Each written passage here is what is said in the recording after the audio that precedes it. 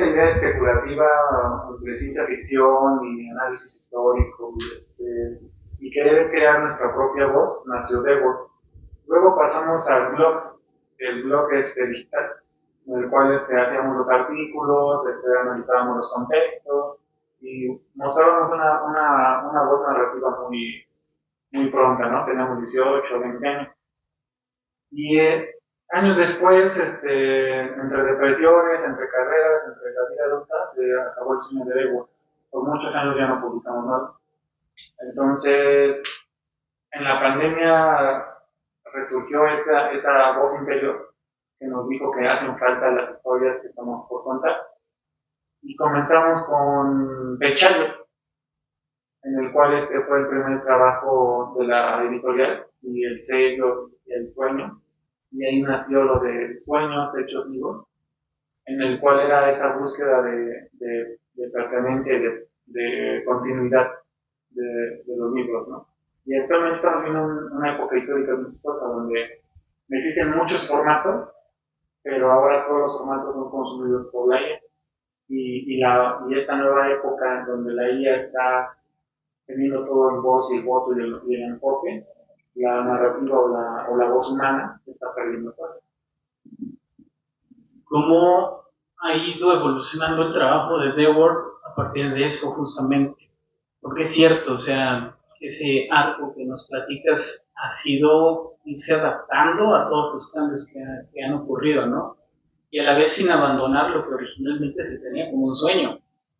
En esta nueva era que mencionas, que aquí es cierto, se ha ido concentrando totalmente estas tecnologías. ¿Ha sido favorable? ¿Ha ido en contra? ¿Se han tenido que enfrentar a ello? ¿O definitivamente es algo que a lo mejor no ha afectado? ¿Cómo lo están viviendo? Estamos viendo que ha afectado completamente y ha dado un giro de 360 grados en el mercado, porque ahorita ya no compites contra... O sea, tus historias no compiten contra historias humanas, sino contra IA. Y la IA te puede terminar un libro en un año, en un día, lo que para un ser humano tardaría mínimo, bueno, en mi caso, mínimo 3 meses, y así muy cansado, pero que a la vez nos dimos cuenta de que las personas están teniendo un aprendizaje mucho más rápido de identificar lo humano de la IA, y hay un punto, un intermedio, que hay artistas que hacen trabajos tan impresionantes que los confunden como IA. Yo he visto varios artistas que lo dibujan en una hoja de papel, con una y luego la gente cree que sí. Y yo vi el trabajo, el proceso de una hoja en blanco a un dibujo terminado, y estuve en físico, ¿no? Entonces la IA es el gran, o el último, o el jefe final en esta editorial, de que si la logramos vencer, ya no habría grandes obstáculos. ¿Por qué? Porque primero pensamos en un libro desde que hacemos la historia, ¿no? Entonces lo que hicimos en su momento Ricardo y yo fue aprender en el caso de los artistas aprenden a dibujar en sus años de preparatoria y universidad, y ellos van evolucionando, ¿no? Por ejemplo, en el trabajo de Salomé se describe una evolución constante, en el cual cada edición, después, o sea, por ejemplo, ustedes compran la revista número 15 actualmente, dentro de 3 meses va a haber otra, y en esos 3 meses Salomé aprendió a dibujar mejor anatomía, ¿no? Porque es una práctica constante. Pasó lo mismo conmigo. Mis primeros textos los veo muy torpes en comparación de los actuales, y esa evolución humana está siendo a la par con la IA. Ya se descubrió que la IA no es económicamente viable a largo plazo, pero a corto plazo crea o da pauta a que autores o guionistas de películas tengan un primer acercamiento a su trabajo final. Y lo que ven en los trabajos finales de la IA pues es un trabajo torpe de maquetación en cuanto a narrativa gráfica, personajes muy básicos en literatura, y ahí puedo meterme para aprender de ellos errores y crear una mejor narrativa. Tú empezaste con la escritura, o sea, novela en prosa, no sé si algún cuento, textos. en algún momento pues también ya te acercaste a lo que es la narrativa gráfica, aunque es algo que por cuestión de formato físico y demás es muy cercano, muy próximo a, pero tiene sus diferencias muy marcadas, ¿no? Y yo quisiera saber cómo es que empezaste a adoptar también este formato como una fuente de trabajo, de inspiración, de generar proyectos. ¿Qué diferencias encuentras con la parte narrativa escrita y cómo has visto que la gente ha recibido tanto uno como el otro? Yo inicié con la poesía. Yo hice un poemario de 100 poemas. Un amigo me enseñó a hacer un poema y ya de ahí empecé a aprender y a practicar todos los días. Se llama Días. Perdón que hay un dato porque muchos decimos, es que Dante, pues él estudió, no sé, filosofía y letras, algo así. La realidad es que no, porque es dentista. Entonces también allí, o sea, ¿cómo es que un dentista llega a esta parte y empieza pues ya a trabajar en esto directamente, ¿no? Bueno, yo empecé con estudiar en CCH Oriente, ¿no? Entonces ahí hay una escuela más de izquierda, más trotskista, más marxista, más capitalista en este sentido, pero capital de libro de Karl Marx. Entonces en ese aprendizaje tenemos clases con de filosofía y el colegio nos enseña a ser críticos en el análisis, pero también a ser politólogos. En ese sentido, una persona no es el oficio que ejerce, sino es una combinación de todas las etapas de su vida, desde la infancia, periodos de estudio, y en mi caso, del arte que yo ejerzo. Y lo impactante en mí fue de que un amigo me enseñó a escribir poemas y aprendí a escribir poemas, ¿no? Una maestra me enseñó lo que es la ciencia ficción y empecé a leer ciencia ficción y luego creé ciencia ficción. En la escuela, en la universidad tuve profesores, bueno, profesoras, hay que hacer énfasis en eso, que eran unas eminencias en su campo.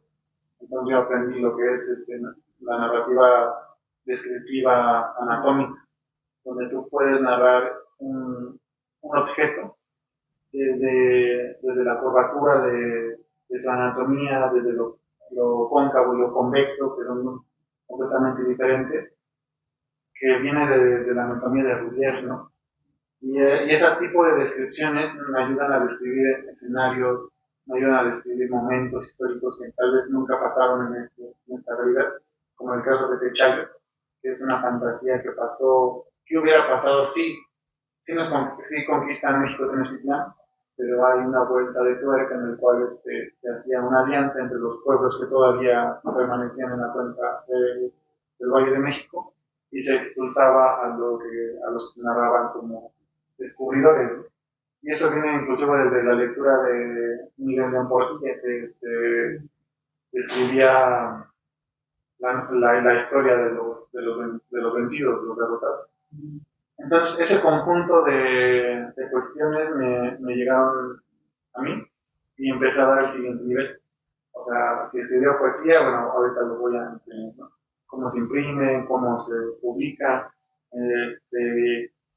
Yo le digo a Ricardo que yo creo que si yo hago un libro de todos mis fracasos, sería mi primer éxito. ¿Por qué? Porque hacer una fantasía de México, lo envías a las editoriales y dicen, pues es que es muy mexicano, a las editoriales nacionales, ¿no? Si haces ciencia ficción te dicen lo mismo, si haces otro tipo de arte, dices, pues es muy mexicano. ¿A quién se lo vamos a vender? Y realmente el mercado nacional está abarrotado de, pues, historias que no empatizan con nosotros. Que, vaya, yo creo que la narrativa de una persona de que va desde que se levanta, va al transporte público, se tarda 4 horas en llegar al trabajo, en el trabajo tiene un montón de problemas, regresa, vive, hace que hace sus obligaciones diarias. Es una odisea tan grande como cualquier historia, vaya, cualquier historia simple de Tengo un Random House, donde la niña rica en un barrio de primer mundo se enoja porque no llega a su primera clase y no tiene que levantar más temprano. Y eso es lo que yo veo. O sea, realmente hay muchas historias que contar y que si yo no tuve la oportunidad en su momento de tener 18, 20 años con una editorial a identificar en mí, yo había esa oportunidad. Aquí llega mi trabajo como editor. Le doy la oportunidad a Devan y a Amaranto, que en ese momento tenía 18, 25 años, y publicamos Colisión de Planetas y el Carnaval del Viento no Recupero. Y en esa cuestión, ellos, en ese punto de tener un trabajo impreso, se dieron, su carrera empezó a crecer de diferente manera, ¿no? Ya yendo a ponencias, presentando su trabajo. Y esa oportunidad que fue para mí de Word de conocerme a mí mismo, y la de los demás, ¿no? De Word ha publicado novelas, ahorita estamos con un trabajo de poemario, tenemos la revista que se publica cada 4 meses, y el siguiente año se va a estrenar otro recopilatorio que va a ser de Salomé, el cual ha crecido gracias al trabajo colaborativo, lo que a veces no nos enseñan, ¿no?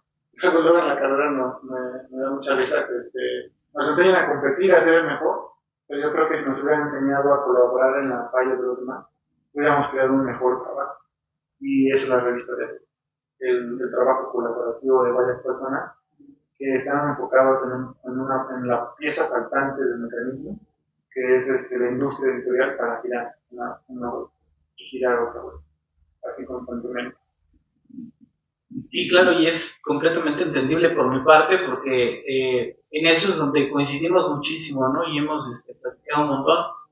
El Códice Comics también de algún modo busca eso, ¿no? Darle el espacio a nuevos autores, porque yo creo que coincides con esta cuestión de que si queremos preservar este medio que tanto nos gusta, pues tenemos que generar a nuevos autores, ¿no? Para que obviamente conforme las generaciones anteriores vayan desapareciendo, pues esto continúe y siga creciendo.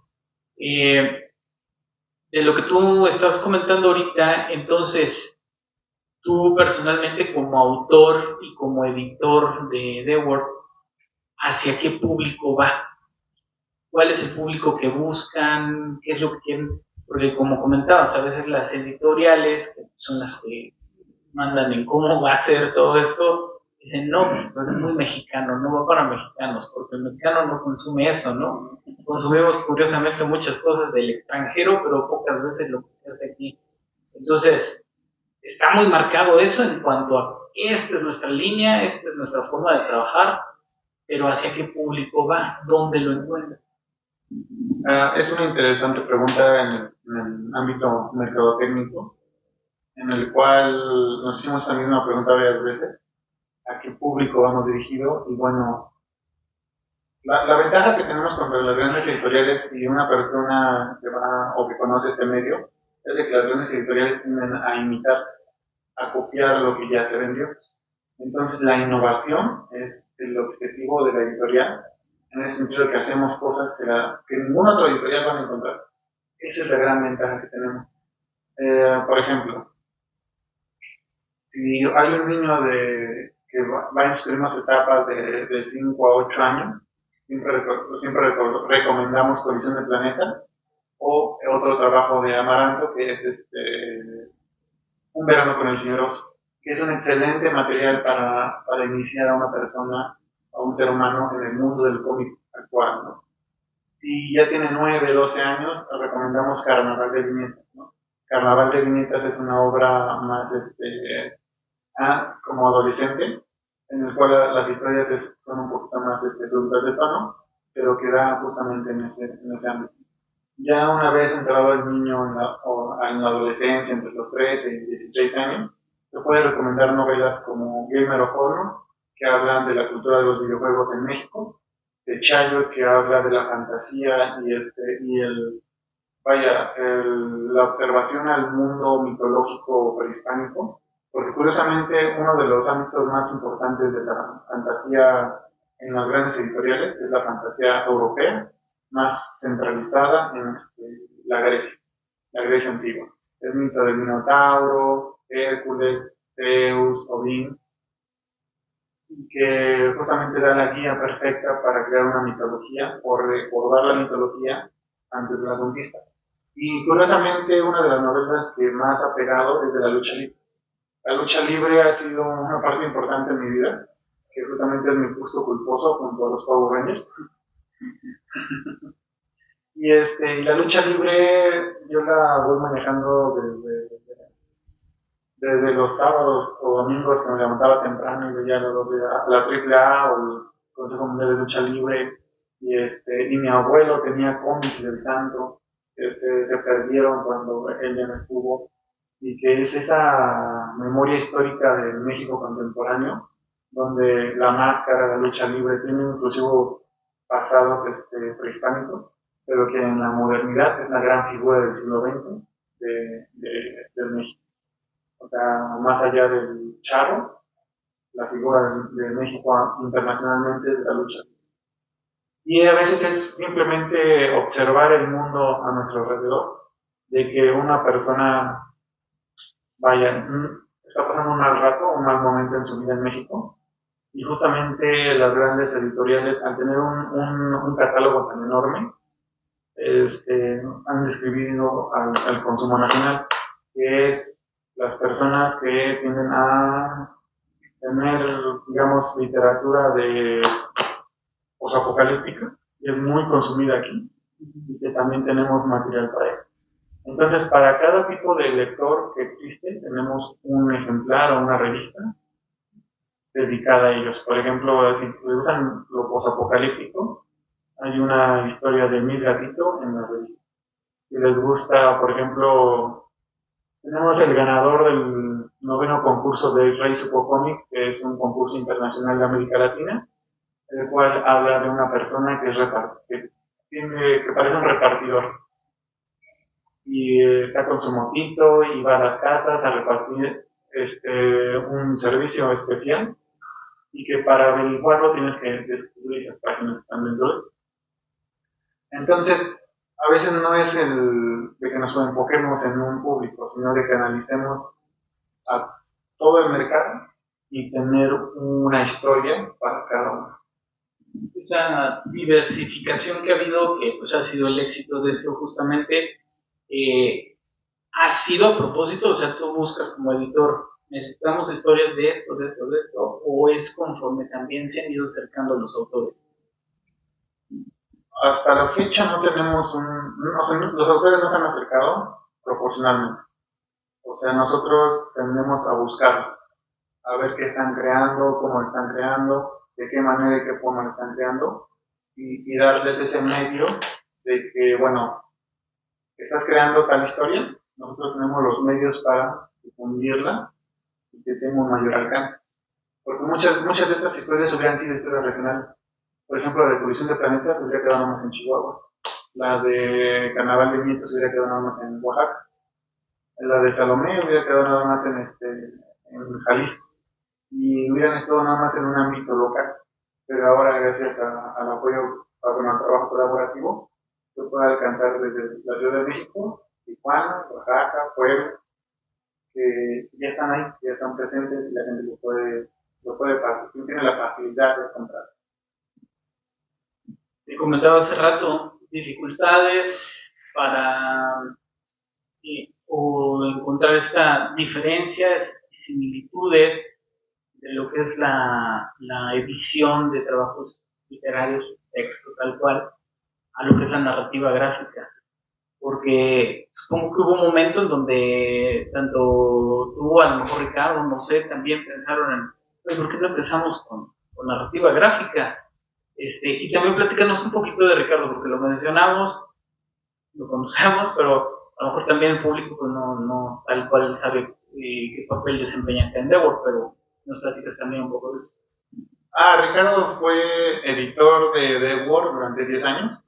Luego trabajé desde el digital.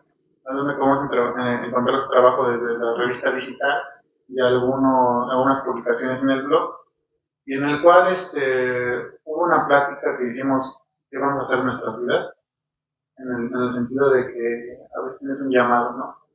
El llamado al arte es importante, porque es una parte que todos expresamos. El arte nos permite expresar lo que sentimos. Entonces, en ese sentido, The Word era la expresión de arte más pura que habíamos hecho en ese momento.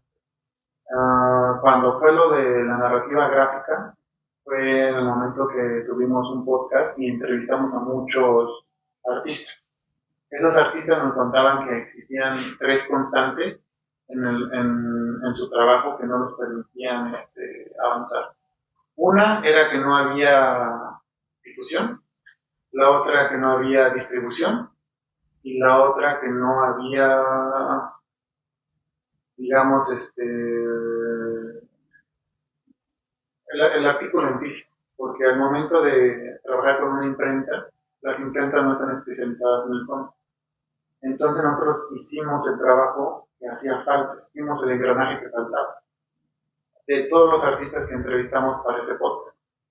Ricardo lo entrevistó a la gran mayoría, siempre estuvo ahí en los trabajos digitales, y él editó la revista número 8. No, sí, la revista número 8. Cuando a mí me toca ser otra vez editor de la revista, hago una invitación a los artistas que habíamos entrevistado y resultó que tuvo un éxito bastante bueno la revista número 9, lo que dio pauta a la revista número 10 de continuación de la narrativa gráfica. Entonces hizo un plan de trabajo en el cual fue un año. Esos 4 artistas iban a hacer 64 páginas y en ese año íbamos a publicar 4 revistas. Cada artista iba a hacer la portada de una de las revistas. Ese trabajo se hizo en una mesa, bueno, en una mesa digital, porque nunca nos vimos físicamente. El internet a veces hace cosas buenas.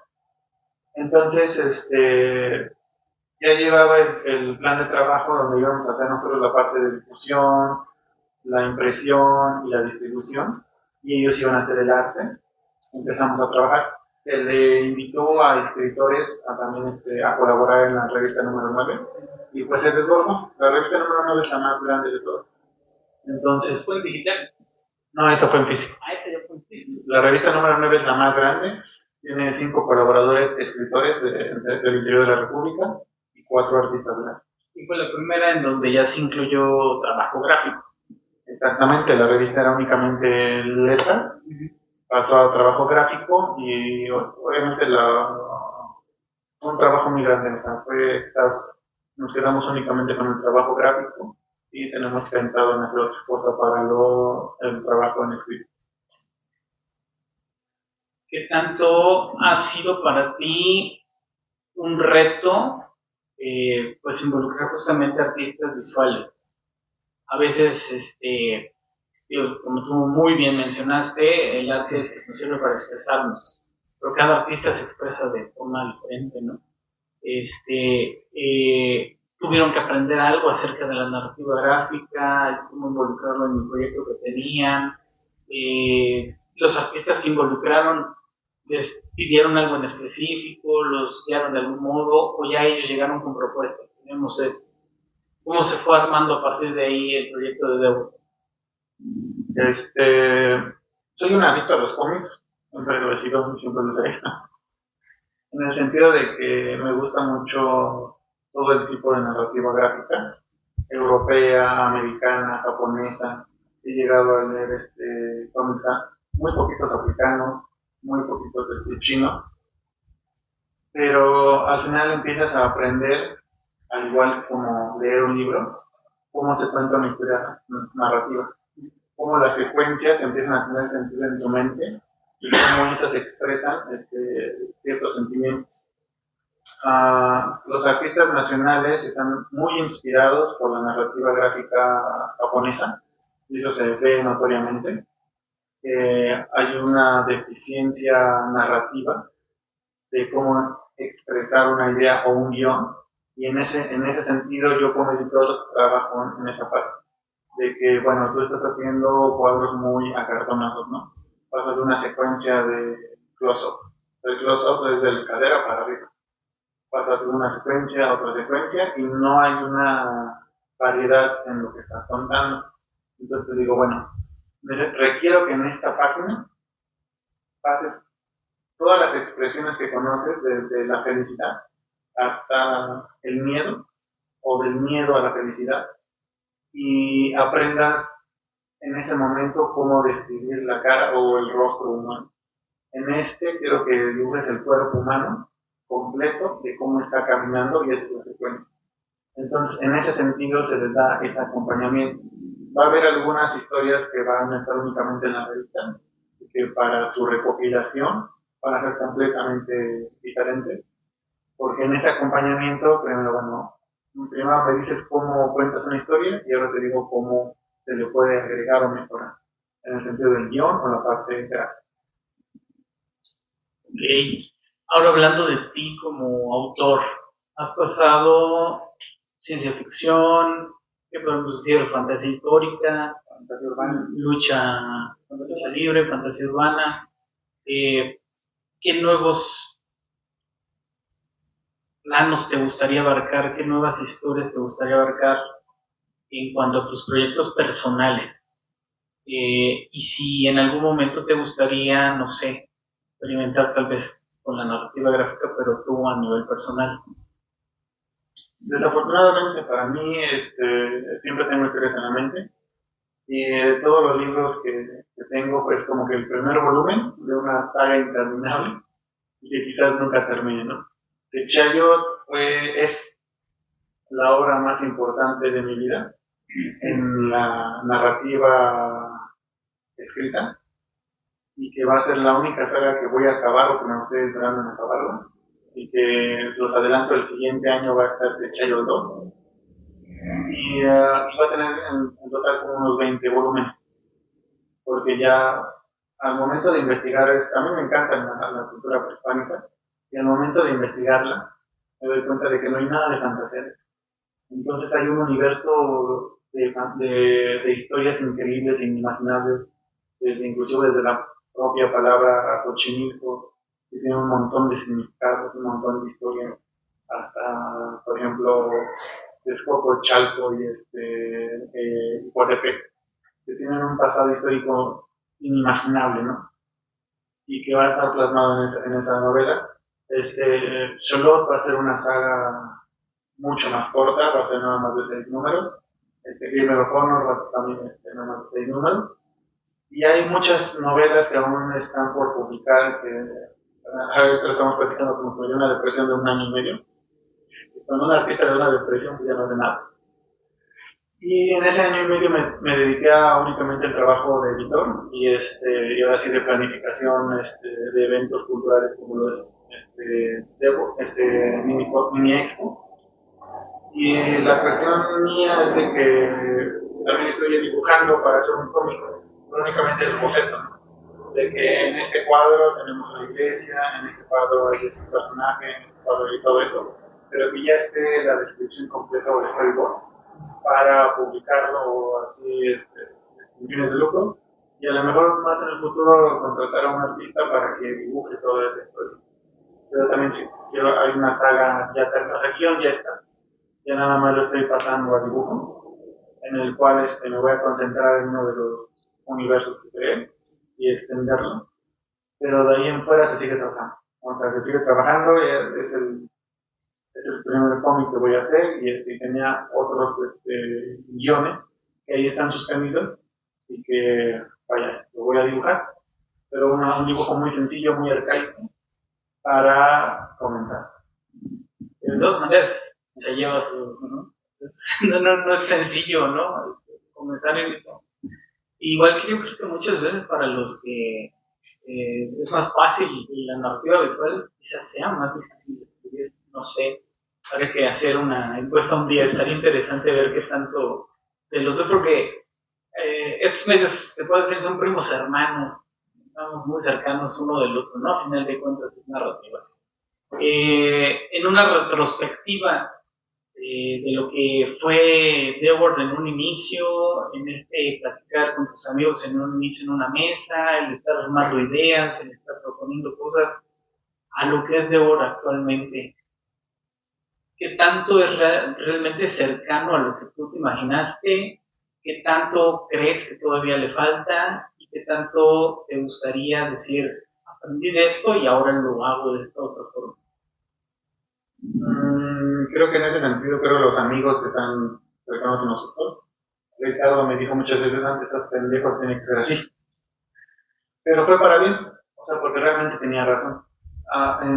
Creo que el mayor aprendizaje que tiene este trabajo es de que una persona te diga, mira, esto lo hiciste mal, pero lo hiciste mal por esto, por esto, por esto. Y ese aprendizaje lo sigues a la siguiente revista. Siempre hay comentarios de una revista que me dicen, no es que me gustó esto o no me gustó esto, que se mejora a la siguiente. También en esta novela tuvo erratas en su momento y hubo una persona que, vaya, lo corrigió completamente. Dijo, todo esto está mal, esto. Y a veces como artista tienes que entender que la crítica es constructiva, pero también no hay que enfocarnos en los críticos que dicen, es que mi trabajo no me gusta porque no me gusta el cómic o no me gusta la novela de mexicana. No la leas, ¿no? Pero el internet está lleno de eso, ¿no? Entonces hay que entender de que hay gente que únicamente hace hate por hacer hate y nada más. Entonces, esos aprendizajes que me han dado también son errores. O sea, todas las revistas y los libros que tenemos a la fecha hubo un error que lo pudimos aplicar al siguiente y eventualmente pues ya llegamos a un equilibrio donde periódicamente van a estar saliendo la revista, van a estar saliendo recopilatorios, van a estar saliendo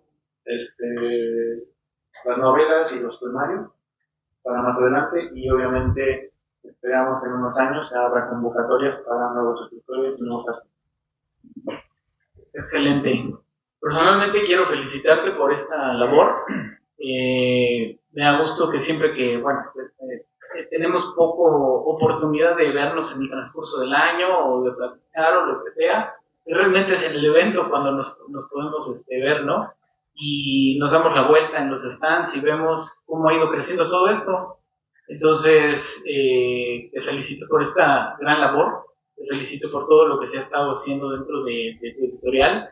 Espero que siga muchísimo tiempo más, porque justamente lo que se está haciendo aquí en México referente a ello requiere de eso, de muchísimo esfuerzo, de muchísima paciencia, de aprender de los errores, de corregir, de, de tratar de innovar siempre, de tratar de buscar el público, de tratar de contar las cosas como realmente quisiéramos que se vean en el mercado.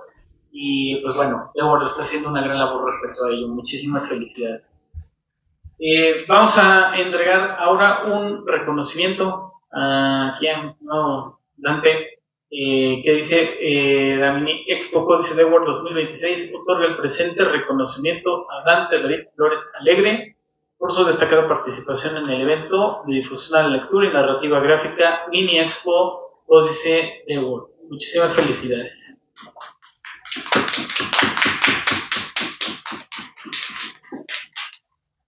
Muchas gracias, espero que se queden más tiempo, lean las historias y nos comenten en qué pueden mejorar.